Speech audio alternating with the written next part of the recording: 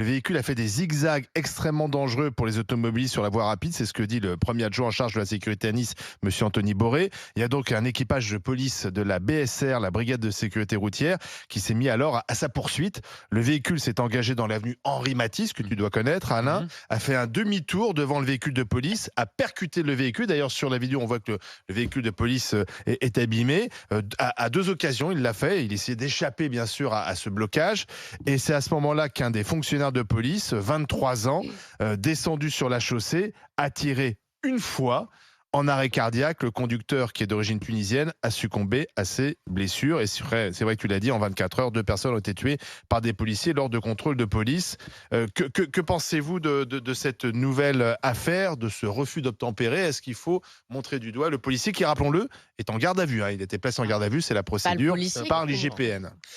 Il y a certains policiers, en effet, qui commettent des fautes, mais c'est quelque chose de marginal. Moi, je suis du côté des policiers. Il y a en France un refus d'obtempérer toutes les 20 minutes. C'est inacceptable parce que quand on refuse d'obtempérer, on remet en cause l'autorité du policier et à travers l'autorité du policier, on remet en cause l'autorité de l'État. Moi, je suis désolé, quand j'entends l'extrême gauche parler de violence policière, ce n'est pas vrai, ça n'existe pas. Ça va même plus loin. Je t'interromps, Kevin, puisque David Guiraud, le député du Nord, la France Insoumise, parle d'une épidémie de mort de la police. Il dit la France connaît une épidémie de mort de la police.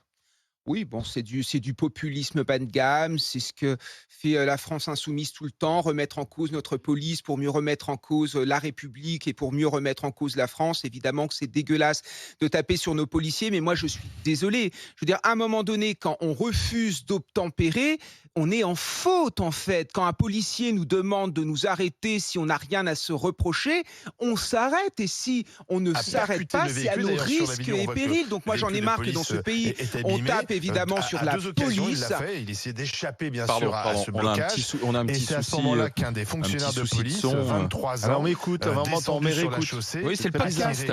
Le podcast démarre en direct. D'origine tunisienne a succombé à ses blessures. On peut peut-être stopper ça. C'est vrai que tu l'as dit, en 24 heures, 2 personnes ont été tuées par des policiers. Alors je ne sais pas si c'est sur le plateau ou si c'est en direct. Voilà, top. Bon, le petit problème technique est résolu. C'est assez étrange. Désolé Kevin et mille excuses. Il avait dit l'essentiel. Je crois que c'est un traquenard de la France insoumise. Il avait dit l'essentiel, voilà, avec tellement d'originalité qu'on ne l'avait jamais entendu avant. C'est ça, c'est juste la réalité. La première fois que